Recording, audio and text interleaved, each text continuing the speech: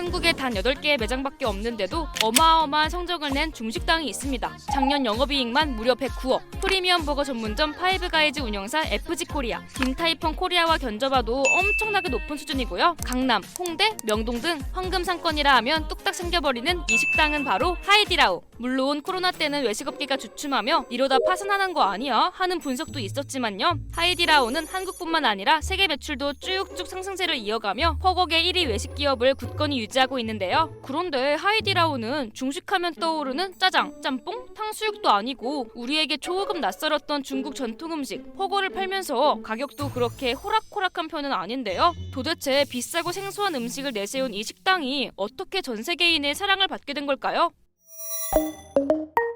단연 1위로 손꼽히는 인기 비결은 극진한 고객 서비스입니다. 극진이란 표현이 진짜 과장이 아닌 게요. 국물이 옷에 튀면 얼룩 제거제를 가져와 닦아주는 건 물론 머리 감기 서비스도 있고 잠자는 손님이 있으면 담요나 베개를 가져다 주기도 합니다. 심지어 홈밥로 앞엔 대형 인형까지. 가면금, 간식 무한 제공, 네일아트, 아이돌봄 서비스 등 이렇게 많고 듣기만 해도 엄청난 서비스들은 초창기 하이디라오가 생길 때부터 있었다고 해요. 하이디라오를 창업한 장융은 돈을 벌기 위해 농촌에서 도시로 와 허거집을 열기로 결심했고요. 얼떨결에 요리까지 하게 되었지만 허거를 만들어 본 적이 한 번도 없었다는데요. 허거는 중국인의 소울푸드라고 불리는 만큼 경쟁 식당도 엄청나게 많아서요. 맛만으로는 다른 가게들이랑 경쟁하기 너무 어렵겠다 생각해 뛰어난 서비스로 차별점을 만들기로 다짐했다고 해요. 이때부터 단골을 만들기 위해 가방을 들어주고 신발을 닦아주고 아기를 돌봐주는 일을 마다하지 않았고 차원이 다른 서비스의 손님들은 하나둘 자발적으로 하이디라오를 SNS 등에 광고하기 시작하며 규모가 점점 커지기 시작한 건데요. 장용은 좋은 서비스가 고객을 감동시키고 맛을 보완할 수 있겠구나 깨닫고 이걸 중점적으로 사업을 확장했다고 해요. 기다리고 있을 때 어떤 서비스를 제공한다는 게 그동안 중국에서는 없었던 개념이었는데 신선하게 작용을 했던 것 같습니다. 94년 한 개였던 매장 수는 2010년 41개까지 확장하며 중국 내 큰 프랜차이즈로 성장했지만 사업이 커질수록 또 다른 고민이 생겼다는데요. 바로 직원들 복지 문제였습니다.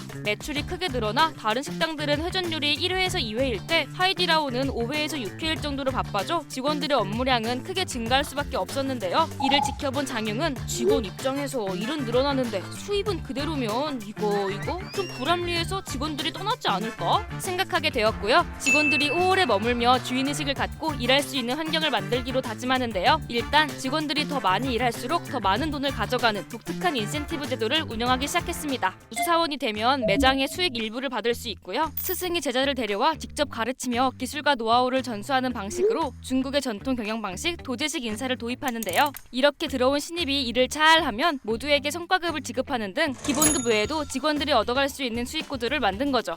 매출 대비 인건비 비중이 30에서 35%예요. 평균적인 인건비 비중이 중국 같은 경우에 20% 내외예요. 거의 1.5배 이상이잖아요. 인건비를 비용이 아니라 브랜드를 계속 유지하고 키우는 숫자로 생각을 한다는 거죠. 또 먼 거리에서 일하는 직원들을 위해 사내 기숙사를 차려주거나 직원들의 자녀는 기숙학교에 보내주고 대학교 학비도 보태주는 등 안정적으로 하이디라오에서 근무할 수 있는 환경을 만들었고요. 일만 잘하면 나이, 학력 모두 상관없이 승진할 수 있는데요. 실제로 현재 CEO도 홀서빙을 하는 평사원으로 입사해 27년간 꾸준히 근무하며 그 능력을 인정받아 최고 경영자 자리에 오를 수 있었다고 합니다. 이 때문에 하이디라오는 종업원 기준 이직률이 10%가 채 안 되고 식당 관리자 이상은 퇴사율이 0%에 수렴한 적도 있었고요. 지금 있는 인기 서비스 대부분 직원들 아이디어에서 나올 만큼 직원들의 영업 참여도 활발한데요. 또 허거라는 음식은 국물, 신선한 재료, 그리고 소스가 아주 중요한데요. 이 요소들이 생각보다 주문, 제조 과정 모두에서 표준화를 이루기 쉬워서요. 빠른 성장에 큰 동력이 될 수 있었다고 합니다. 매장이나 이런 데서 하이디라오 팩으로 돼 있는 아라 소스를 접해 보셨을 수도 있는데 중앙 공장에서 모든 걸 다 같이 쉐어해가지고 빠르게 다시 배분하는 형식이다 보니까 규모의 경제 효과가 있다. 이를 기반으로 중국에서 튼튼한 기업이 된 하이디라오. 2012년 싱가포르에 처음으로 글로벌 진출을 시작해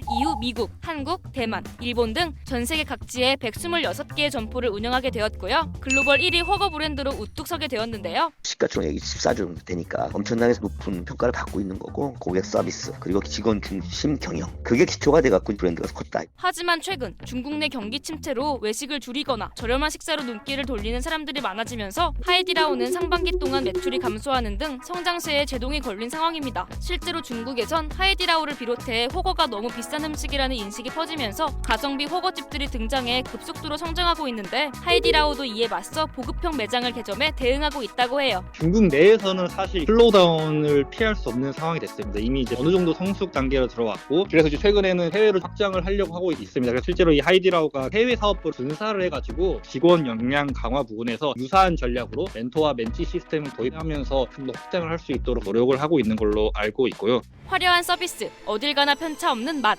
그리고 놀라운 직원 복지로 글로벌까지 진출하며 세계의 호거를 알린 하이디라오. 과연 하이디라오는 계속 성장해서 호거계 1인자로 남아있을 수 있을까요? 여러분의 의견을 댓글로 남겨주세요.